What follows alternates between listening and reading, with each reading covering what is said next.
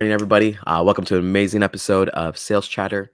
Good morning, Jeff. How you doing this morning, brother? Morning. Awesome to see you, brother. And how did last night go? It went okay. Let's put it this way. It could have gone a lot better. I think it had to deal with some of the marketing that we did on it, but I'm not disappointed. It's a first step of many.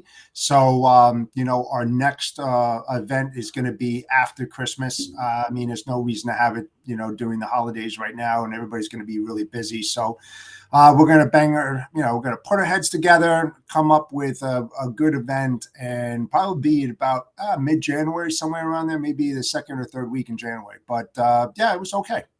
All right, well, let's get started, my friend. Let's do it. Welcome to the HPLS podcast. Live, relevant, and high performance information, conversations, and education weekly.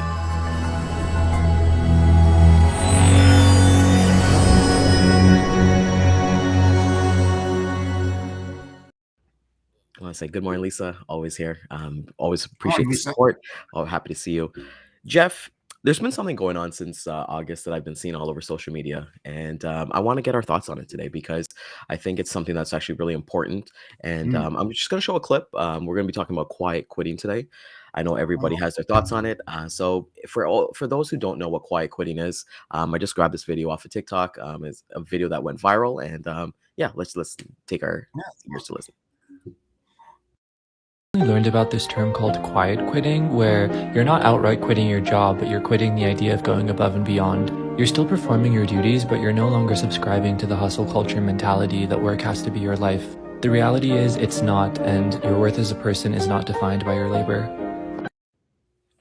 And that was a video that honestly has over 2 million views and I think about 500,000 shares on TikTok. So it's gone viral. I've seen it all over LinkedIn and things like that. And I had a discussion with my wife, Keshri, about this because she actually works in the medical field, and just to get her thoughts because we think that in sales and even logistics, we're always go go go, right? Like when you Yeah. get into the industry, Jeff, people always say, "Hey, it's a 24/7 job," right? And it's true to some certain extent, but we'll kind of get into it. So, with that being said, I believe like quiet quitting is really taking the time to realize your values and your worth and what you're actually valued, right? Recognizing and enforcing boundaries to yourself. I would say when it comes to quiet quitting, my kind of thoughts is that it doesn't really apply to our industry. Well, it doesn't apply to our industry, the actual quiet quitting, but the end result of quiet quitting, it does. And the end result of that, Jeff, is burnout. Just basically working yourself way too hard. And, you know, it's also about letting people know how you want to be treated. And I think boundaries are so important because, I'm sorry, Jeff, I love this conversation we're going to have because we both represent two kind of demographics, right? Kind of in terms of like that. Um, one of the things is that we read is that the older generation, they were kind of incentivized with like 401k promotions, longevity, right? You look at the old corporate ladder, you go to school, come out of school, you get a job right away. You work there 9 to 5 for 40 years, go on one Hit vacation a the golden year, mark. retire. Exactly, right? And then you retire and then you're ready to go, right? And then you get a nice big cake on your last day. As we kind of see, the next generation, which is millennials, is that they're incentivized with 3 to 5 year goals, right? So they're not. It's rare to see anybody really at a job for 40 years anymore. And then the next generation of Gen Z is that they want their needs fit now. Um, Jeff, I want to kind of get your thoughts because I think it's going to be a great discussion to have both. What is quiet quitting to you? And I know we had a discussion like soon, but when somebody says quiet quitting, what does that look like to you? You know, um, I'm going to be honest. I understand it, but I don't understand it. And I say that because I've read a lot of articles as well over the last several months on this, and I found it quite interesting because in a lot of cases that what I've read, people have been on the job for many, many years, and then they start what slowing down. Let's not call it quiet quitting, but I don't know if they're under supported or what their feelings is, but they don't put the output out that they have in the past. And my question is that why did it take 8 years or 6 years? What about the management of these people and what are they doing? And then all of a sudden they notice it. It's not like it just happened overnight. This is progression. This is stuff that develops over a period of time that puts an individual in that position who makes them feel unwanted, unsupported. They feel like they're in a dead end. I mean, let's face it, the millennials, they don't want to wait for bonuses and raises. And I think a lot of recruiters would agree with me out there that there's more employees, workers out there that are jumping ship really quick. They don't have that loyalty that they used to have. They don't have the patience in their positions. And so they would rather jump ship and take a $10,000 increase in pay than to sit there in that position for a year and then get that review, get that raise, get that bonus. And I see that quite often. And I've had this conversation with a lot of people. So it's a different world out there for sure. But where we used to be ridiculed for job jumping, you heard that all the time, oh, it's on the resume. You had, 8 jobs or 9 jobs, it automatically tells an employer, this guy, this girl, not loyal, they're not going to stay here. So why are we going to put all that effort and time and money into this individual to train them and not going to stay on board? Because it costs a company a lot of money to train them and to put them in that position to be successful. The question I have is what happened after that? What made a person want to quiet quit? That's the key right there. What did they didn't do or what did they not notice? I mean, it's pretty crazy. Yeah, Jeff, I was reading a book yesterday, and one of the things they talked about was that, and we've always heard about this, right? We've got what time, health, and money, right? So when we're Yeah. young, we have we have time and we have health. When we reach the middle age, we have basically the opposite. We have money, we have health, but we don't have time. And then when we get old, we have the money and time, and we don't have the health, right? And I think one of the important things, because it's kind of cool to have this discussion, because I know when I worked in the corporate life, I remember Mhm. how it was, and now that I'm thinking about it, I did quiet quit in my corporate life, and the reason is because you get the 2 raises every year, and I'll be honest with you, it was like 25 cents.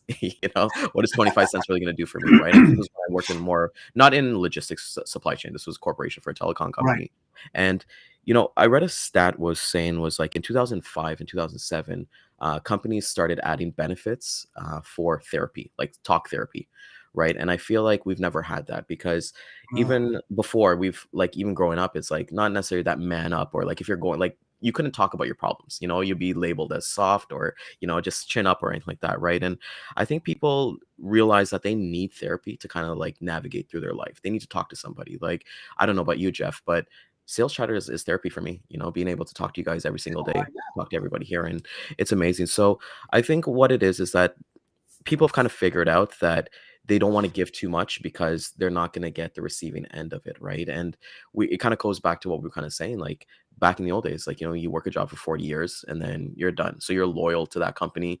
The company will take care of you. You got some sick days and things like that. But mm, even Dean was talking about yesterday, we got rail strike, possibly, and the thing that's holding it up is paid sick leave. Think about that, right? Paid sick leave. In Ontario right now, anybody who's watching Ontario, we have a huge teacher strike that's actually about to happen tomorrow. The Canadian Union of Public Employees, CUPE, they're asking for a raise because teachers are overworked. mm. We actually read a stat yesterday, is that all the MPs in Ontario, they gave themselves $16,000 raises this year, but they will not give a raise to teachers for $3.25 an hour. you know it's about kind of like being value. And one thing that really irked me too, and why I understand quiet quitting, Jeff, is that during the pandemic, people were chanting how heroes doctors and nurses are, right? Like people are banging pots and pans on the side of the road as they enter work, and all that stuff. And our healthcare is at a collapse right now in Ontario, and nurses are being overworked. Doctors too, they're actually going into cosmetic. A lot of people are actually leaving it, and you can't. I remember some people were like sick like last week. It's like a 4-hour wait to get into a walking clinic, not the hospital, a walking clinic for a headache. So Jeff, I kind of, now that we're kind of talking about it, and you had that question about like, hey, what does quiet quitting look like, and why do people do it from there? Um, do you think the pandemic kind of helped because there was basically almost 2 years of either working from home or there was people not working at all? Do you think that contributed to this kind of what's going on right now? Yeah, I think so on that. But I want to go back to what you were saying about the health and people being labeled soft. What I think, and I strongly believe in, is that it comes down to leaders and followers. Mhm.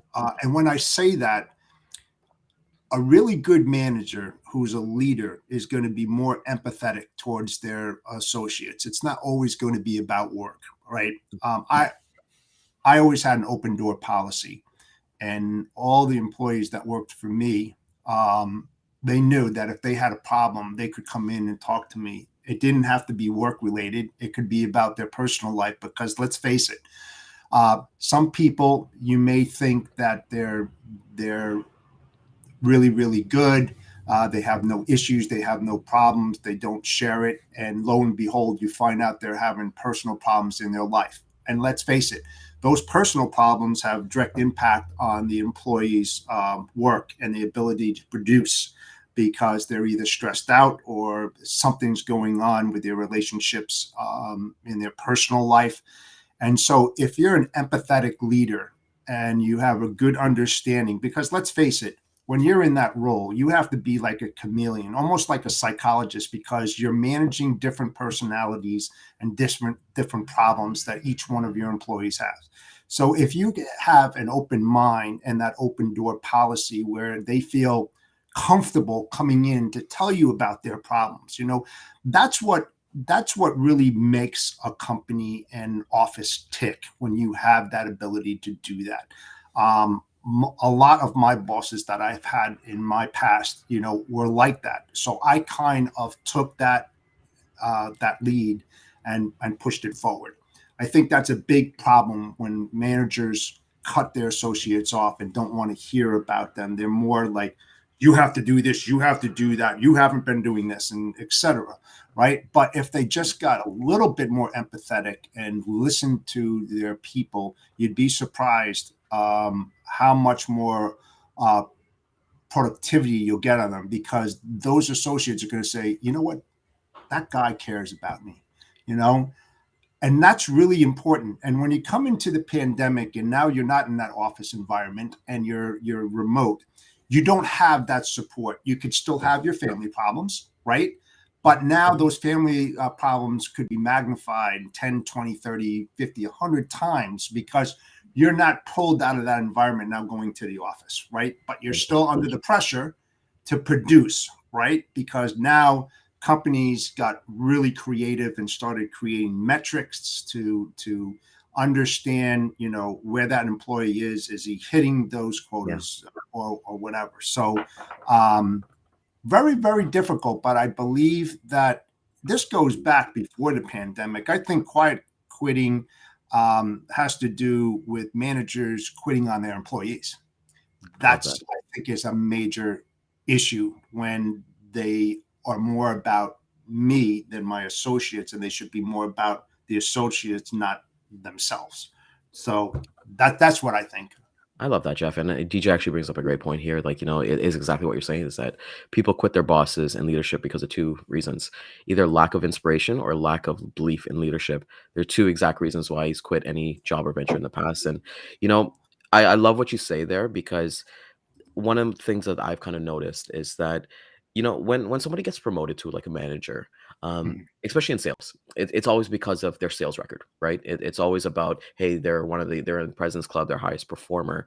One thing I'll share with you is it's cool, because it's amazing to see, is that my first job, Jeff, I worked at McDonald's. I was 15 years old and I worked at McDonald's, and I worked my butt off till I actually got promoted. I was the youngest manager at that branch. I actually got promoted at age 16. 6 months Nice. in, I got promoted. And here's the thing that brought it in together. When I got promoted, they actually sent me to MIC University. Like MIC University is actually a thing. It's a training thing that you go for 2 weeks, and you're there to learn how to become a manager, how to be person, how to manage people. So, and my biggest thing was that I'm 16 years old and I'm managing people who are almost double my age, and those things that I feel like that's lacking when somebody gets promoted is that they don't go through the necessary steps of like, okay, I was a great salesperson or a great ops person. How do I be a great leader? And I know there's resources and people can do that, but I feel like companies, it should be included in their benefits or like their pay or anything like that, because you've invested in that person to be your manager. So, like you don't promote somebody that you're like, oh, they're going to use this to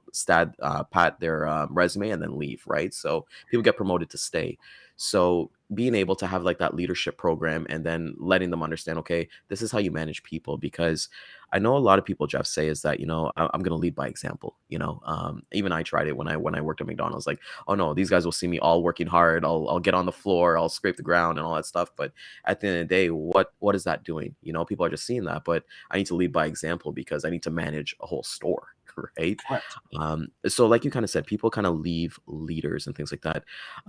Where, like you said, this has kind of been before the pandemic. And I like, have you ever come across anybody, even yourself, but even like a family member or a friend, just venting to you, like, I just don't feel valued, thinking about a change. And, what kind of advice did you give them or did they give you? Yeah, and this is a sad story. When I was at Ford, I had one of my associates. She was always late, constantly all the time, and we couldn't just like fire her. And I started asking certain questions and everything, and we had to go to arbitration. And it was very, very sad because she was a fantastic employee. But what I was saying before is that she had some personal issues at the home, and her husband didn't want her working, and she wanted to work. And so she was getting pulled in many different directions, and she was misleading me and all this, but I was catching on. And so she went all the way to the end and went through arbitration. At the end, she said, "I'm really, really sorry, but my husband doesn't want me to work. And I love working there and everything." So it was a very tough situation, like that, when you have to go to that extent. But I understood it, and it was a person she had to live with. She didn't have to live with the company she was working there, and she had to face that individual every single day. So when I talk about being empathetic and trying to get on that side of that person and their problems, it's really key.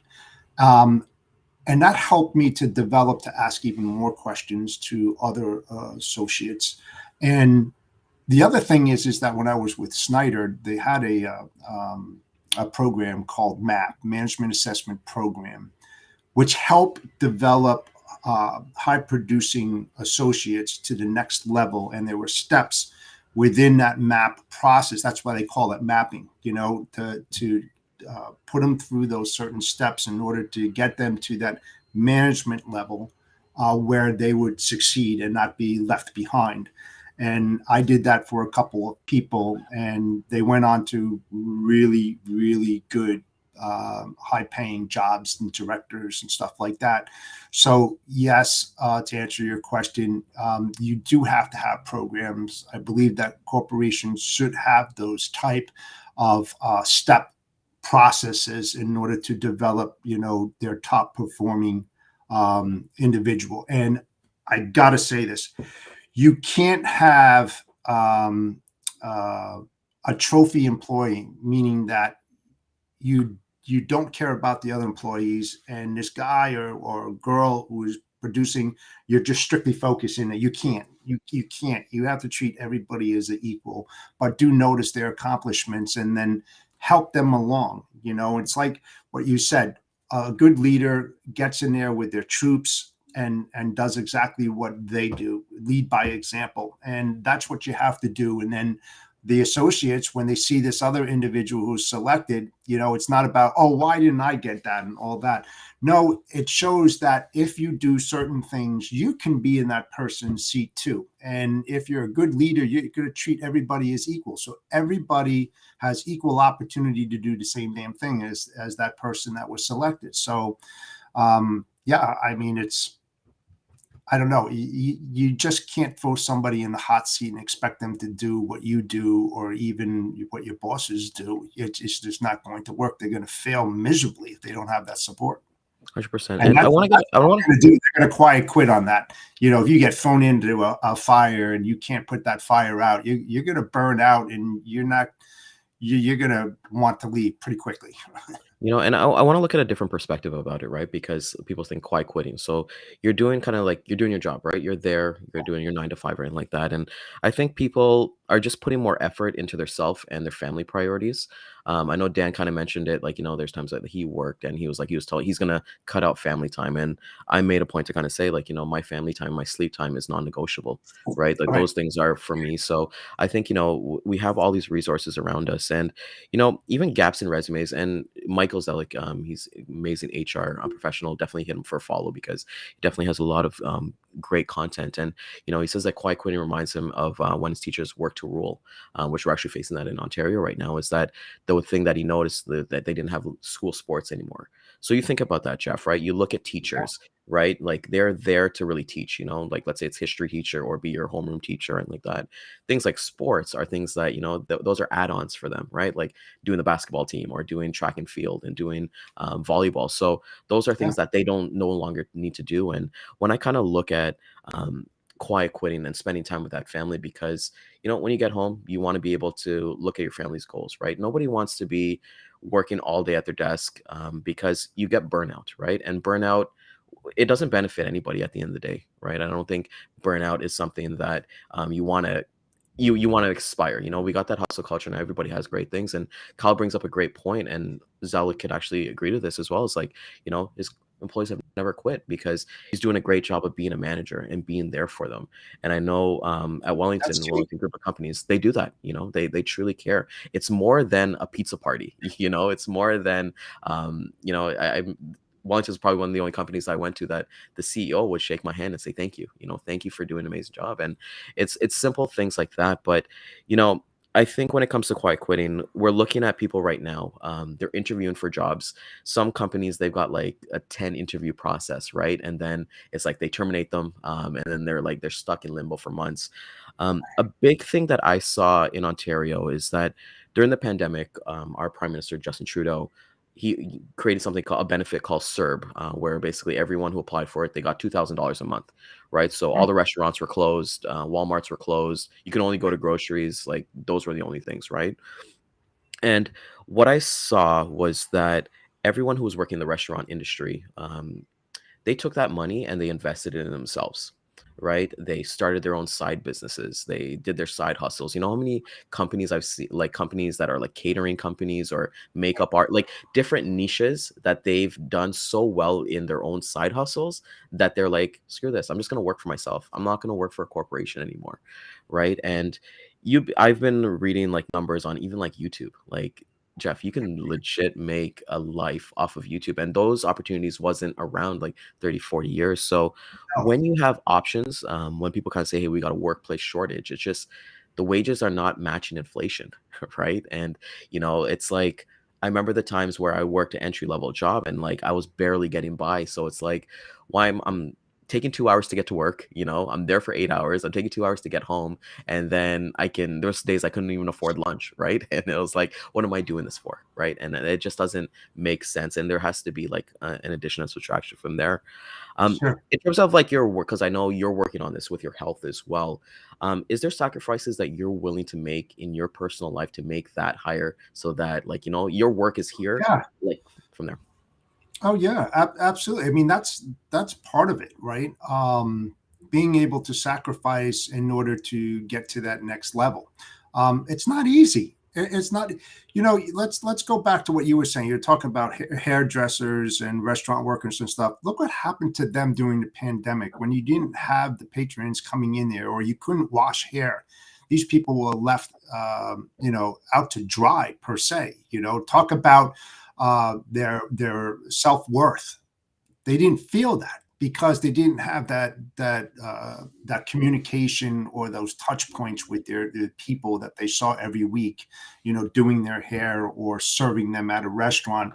And those were the people that got affected more than anybody else. Let's face it, the logistics industry, supply chain, yeah, we were working remote, but we were working remote. We always had that opportunity in front of us.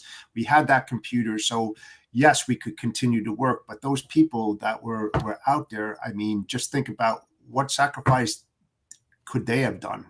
There is no sacrifice because they were left out. They didn't make any money. They couldn't survive, and you said that Trudeau gave out that CERB at $2,000 a month, right? I mean, and they were trying to invest in themselves. But think about the people that were in that role for 10, 15 years, doing it every single week. And now that valve is cut off. That revenue stream is no longer there, right? I mean, just think about those people and how much they suffered. And you talk about sacrifice, how many of them, are still in that position that they were in the past, and how many have changed roles, right? And got into different things. So, sacrifice. I did a lot of that, and it hurt bad. It really did to move up, a good leader. I got yelled at a lot. I got ridiculed. I got pulled to the side, and I was thankful for my bosses and the people that I reported to that did that, because they just didn't do that. They cared. They wanted me to succeed, and they took the time out of their lives to spend time with me to make sure that I could go up to the next level. They could have left me out high and dry and just said, Jeff, you're out of here, and then others, they don't even do that kind of stuff. So that's what I tried to push forward. Like I said in the beginning, man, to take that and mirror that image, because that's what a good leader does. And you talk about the sacrifice. They sacrifice their own position because they should be concentrating on things that they have to do because they report to their boss too, but yet they take the time out to give that personal attention to the associate that's lacking off, and that's why quiet quitting is happening, because I believe strongly that those leaders out there, so-called leaders, aren't doing that. They're not putting that personal attention into their employees. And then what happens is that it manifests over time. And that's when their productivity goes up here, that starts dropping down. They're unwanted. They leave, And I think, Jeff, the thing we have to understand is like this is high performance logistics sales chatter, and not everyone is going to have a company. Not everyone's going to have that go getter spirit, and that's perfectly fine. So just for them to understand that like work balance and like they are spoke on the wheel, and not being replaceable. And Damon brings up a great point here, like entrepreneurship stems out of problems we face in the real world. If you're not finding solutions at the place that you're working on, maybe create on your own. And it's important to think that, because we do have options now, right? Like, let's say, I know when my dad was working like 20-25 years as a shipping manager, I couldn't think of him quitting and going somewhere else. There was no LinkedIn, there was no recruiters.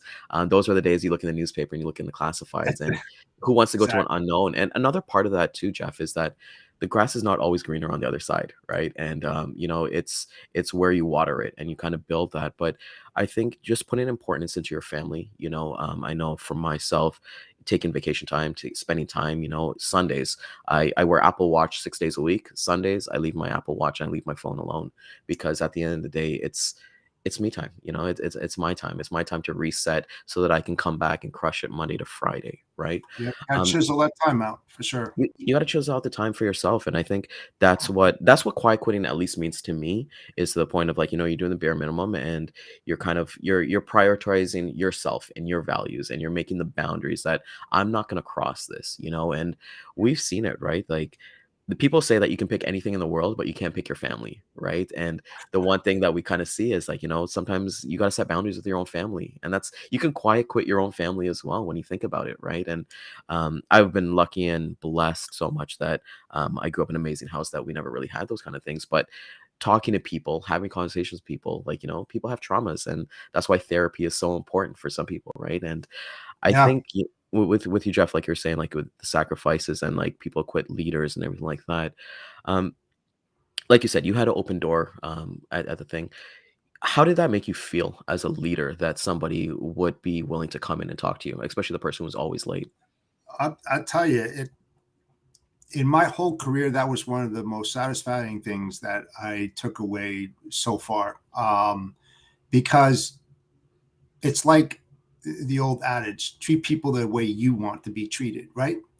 So if you put yourself in that position and say that, reverse it, I can't go and talk to him, and he's not going to understand. She's not going to understand this. I surely can't discuss this with my family because I don't want to bring them into my work life, and vice versa, right? Mhm. So the thing is that a good leader has to be able to see that, to see that you can't just have tunnel vision. If you're controlling a lot of people in your office and everything, like I said, you have to be a chameleon. You have to be almost like a psychologist and master different personalities. You have to be out there on the floor. You can't just sit in your office and let things happen. You have to be present. You have to listen. You have to be a great listener. And those little things that are said, are those trigger mechanisms, like, what? It could be an associate talking to another associate. You just catch that.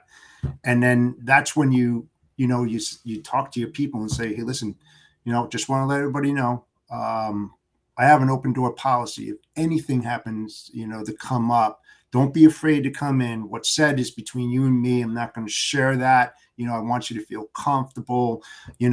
That's the empathetic side of a leader. You can't just be strict all the time and expect your subordinates to lead, because remember, you're only as good as the people that are supporting you in your office that you have control of. They fail, you fail. So that's why you have to be a great listener and listening what's happening in that office. And don't be afraid to ask or pry, but be tactful in doing that, to let that associate know that it is okay to talk with you. I think that's the biggest key that's going to shut that valve off on quiet quitting. Support your people, uh, let them know that, that you have a heart that's not all about work, and listen to them and converse with them. Take them out to lunch, take the Yeah, group out to lunch. get to know It's them, very man. easy. It's You know, not a hard task. It it's really not. isn't. It's not. And you know what, Jeff? Like even the word quiet quitting, I feel like it's nothing new. It's just always had different words, right? Like coasting, not being valued. Like they just had different words for it. And as you're talking, it brings up Milking the job. exactly. It brings up what we talked about yesterday with Dean at the beginning with drivers, right? Like just not being appreciated. And you know, it's okay. So as a society, all of us we need to function, right? Truck Yeah. drivers need to bring their stuff into product so our consumers we can purchase and like that. But it even starts at there, like how many truck drivers do you think of like quiet quit, like they're just going through the motions. We have like, people who are like, they've decided that I want to be home on weekends, I want to be home at the end of the night. So they're going to take shorter hauls and things like that. So they're prioritizing their values and their family, knowing that but gone are days up at that. Go ahead. Here's a great example. Okay. Look at the way that we feel as consumers or logistics managers, supply chain managers, when drivers go on strike at at a at a port or as a company, and they picket and everything, right? How do you feel, right? Oh, you appreciate them when those things happen, right? Because you're dependent on it. You want that supply to come in there. You want your inventory there, right? But why does it always take a catastrophic event such as that Yeah. to make you aware of how important these people are? The same thing happens in a damn office. Well, if you think about it. So why do we act the way we do when a strike happens, right? Act that way every single day and appreciate those things so that these drivers, pay them a little bit more, that you won't have to worry about them. And on the backside, they're going to take care of you like they do anyway, but you're not going to have to worry is, how am I going to make a profit on my product? How am I going to get my product here now? I don't know. It gets me pissed off sometimes that it always takes a damn catastrophic event for people to wake up. But they know it already, but they don't want to say anything. They They can't just say thank you. I mean, thank you. Thank you to the drivers that are out there that are busting their ass day in and day out to put the products on the shelves that we, not just logistics and supply chain professionals, but as consumers, we help to put that stuff out there and we buy that stuff. So you got to really think about this, guys. I mean, start appreciating those drivers out there. Start appreciating your associates who work for you. It's easy. It's not a hard thing to do. And you know what? It reminds me of like relationships, right? Like we've all had boyfriends and girlfriends before we get married and things like that. And they've one or the other happens, right? When a relationship ends, somebody's quiet quit the relationship, right? Like they broke up with you maybe 2, 3 weeks in their mind, and then they gotta physically say it, right? And I think it's just about appreciation because, like, we're seeing all the news, like we said with the teachers, and that's a huge topic right now. Like our government has had billion-dollar surpluses, on their budget, but they're not going to pay the teachers who are more important. I think teachers, police officers, anybody in that kind of essential is really important. And it's crazy because like the answer is so simple. Just appreciate people. It doesn't cost you anything to be nice. And DJ, if you're still watching, you put me on to Jay Shetty, and he had the CEO of YouTube, Shelly Wojcicki, I believe, on the episode. And they asked her at the end, what's the one thing that you wish you had more of? And she said work-life balance, and this episode was like 2 days. Go check out that podcast. And you're talking about the CEO of YouTube here, and she's like, I shut off, I do take away, I do quit not quit my job, I do tune off, every single day so that I can come back in tomorrow ready and focused, right? Because something in 2 hours, if I get something to think about, it's not really going to matter. We think everything's so urgent, urgent, urgent. You and I, we can be plugging away, doing our prospecting or talking to customers, and that email comes or that call comes, and we're like, oh my God, I need to be there right away. And that's how people kind of see it as well, because I think quiet quitting, you're looking at the different sectors of industries. Like I look at finance. I know you're talking about the pandemic. I know so many people who are like project managers and things like that. They had to do all these Zoom calls every day while managing kids. Just imagine about that, right? Like, that's 2 jobs right there. And then their mental frustration is just like there. And I don't know about you, Jeff, but like everybody was home during the pandemic, and I'm a person, I like space. So if my wife, it was like I need to have my own kind of space. And Lisa kind of mentions here is like, it's so simple. It feels good to show appreciation. And It does. I'm every day, I'm so grateful. I wake up every morning. I'm Yeah, grateful that me too. I Me get too, to talk to brother. you guys. I get to kind of bounce ideas off of you with everything like that. But being a good leader, being a good manager, having that work-life balance and valuing life. Jeff, after you, because you brought the subject up to me on Monday, understanding that, hey, it's really about work-life balance. What's something that you're personally going to do to like ensure that, what, this is me working and this is my family balance. What are you going to do to kind of make it even, or even make your family life even better? Well, and I get to do that a little bit more now because I'm not in the corporate environment. I chose not to go there anymore, and I have my own business. So I'm in the house. I see my wife a lot. My daughter, she has her own place, so I don't see her that often. But when she does come in, whenever she comes in, I get to see her. I get to spend some time with her. But when you're in a startup and you're an entrepreneur, and that goes for anybody out there. When you first start up your business, you're going to put a lot of time in there, and that work-life balance is not going to really exist because you get so focused on trying to drive your business forward, to make a profit, make a living, support your family. You're going to do whatever you possibly can, and that's where the sacrifice comes in, because it's just not going to happen from osmosis. You get out of it what you put into it. So now that I am where I am, on the weekends, we're always going out to dinner. We're going here, we're going there. I set it up that way. And then the thing is with my wife, though, she works from 3 until 11 at night. So I don't really get to see her. And unless I'm here at my desk, working, she happens to come behind me or whatever, small little conversations like that. So it's a little bit easier on the work-life balance when you're working remote and you're in the home. Working in the office, that's kind of more difficult depending upon your commute. 2 hours in, 2 hours out, 8 to 10 hours in the office. I mean, how much time can you spend with your family? But when you do spend it with your family, make sure it's meaningful, and that time is well spent.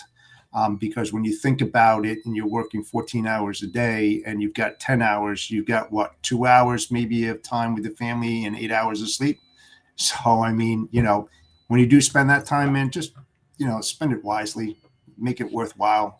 You work more and sleep more than you're with your family for sure.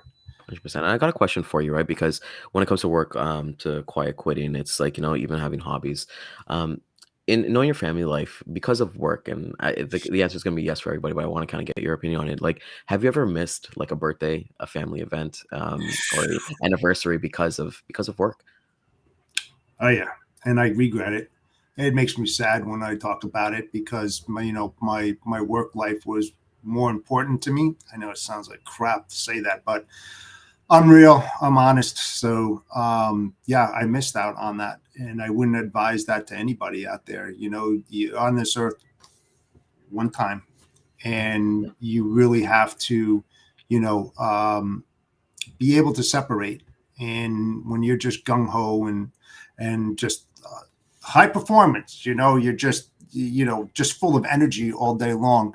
You think that what you're doing is right at the moment, and I can tell you it's wrong. You need to separate. I did that for 25, 30 years, and I missed a lot of stuff with my daughter growing up and stuff like that. I was somewhat of an absent dad, and I feel sorry for that kind of stuff, and it was bad. It was really bad. And now that I have my own business and stuff like that, it's kind of leveling it off a little bit. So, my advice is don't do it, folks. Don't do it, man. You're going to regret it. You're going to regret it. You're going to regret it. And I think that's exactly what quiet quitting is, like people like taking on extra projects with no, okay, imagine you had to sacrifice, let's say your kid's birthday not being there, or your wedding anniversary, that you guys always took. Like I know Dan mentioned, that he had to miss a trip to Italy or something like that with his wife because of work because he became a manager. So like those are nobody just overnight decides to quiet quit, or decide like, hey, I'm gonna do the bare minimum. It's a convolution of events that happen, Yeah. So hey, I missed my wedding anniversary, my birthday. Nobody said anything. And Damon, amazing person here. Just kind of want to get to this. And, the sacrifices with entrepreneurship is that when the owner is the one person who has to earn enough to hire the first employee and consistently has to put investments into the business and employees, as an entrepreneur, it's a long term gain. But the sacrifices in the beginning are big. Imagine having to pay people out of money that you're earning until the person, yeah, that's so true, and Yeah. and that's the thing about like It entrepreneurship. is. It is. And you're like, man, I hope that this just keeps on rolling the way it is. And you just start thinking of different ways to develop your company business, to get those profits up, and support your customers. So, Damon's definitely right on that.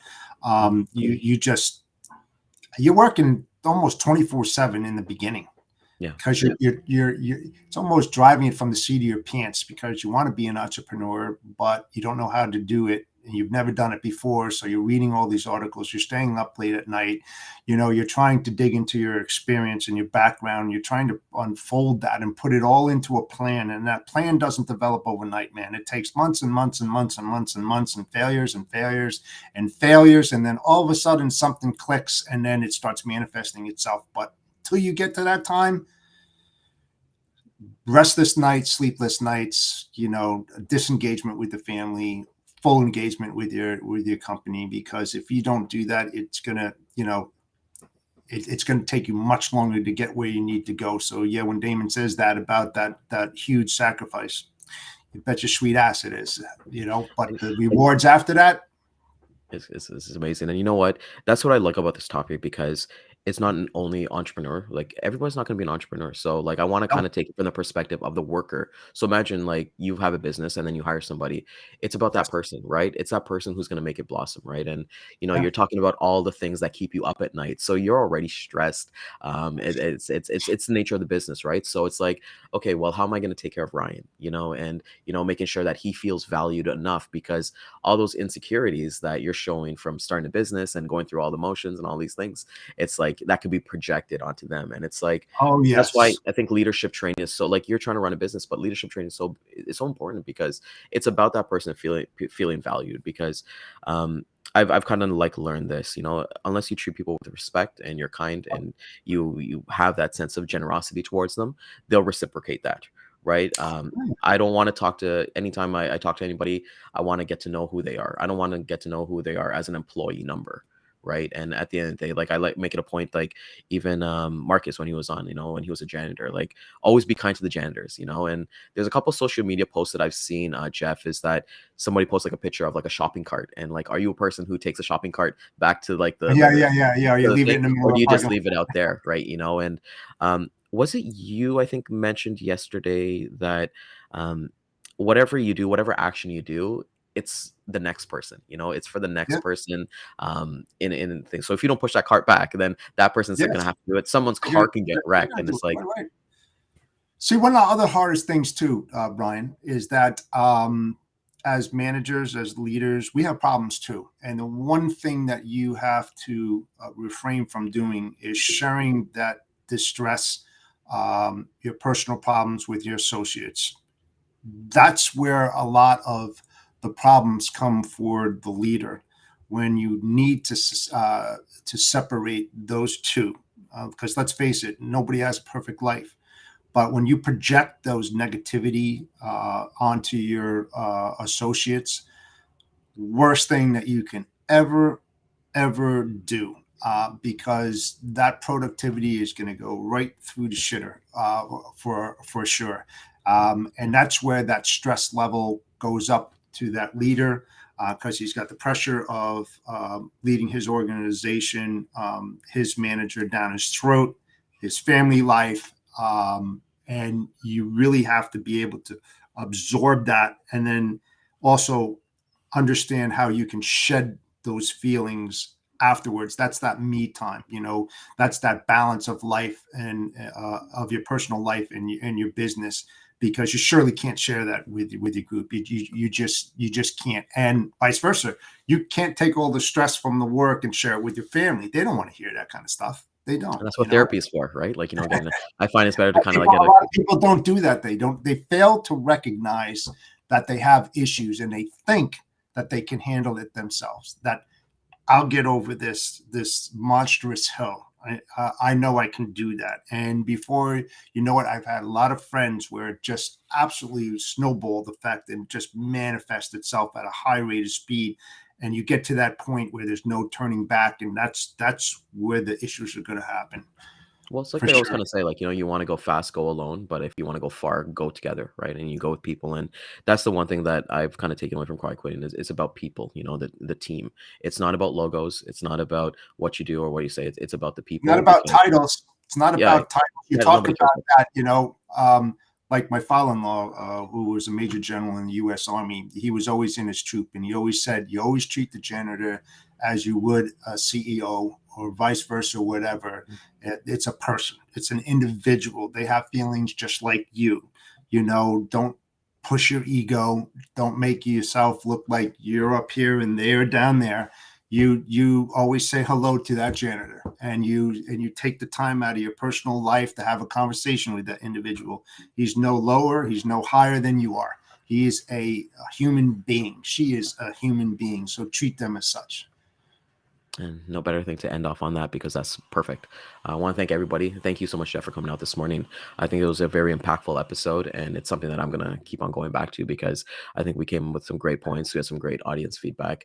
We're going to be hitting the replays again at 12 p.m. and 3 p.m. Eastern time on YouTube, Instagram, Twitter, Facebook, LinkedIn, and all that stuff. And Jeff, he's quiet quit the podcast. So his internet is quiet quit the podcast. But with that being said, thank you so much, everybody. Please like, comment, share it with somebody. I want to thank the audience this morning. Thank It's you. been great.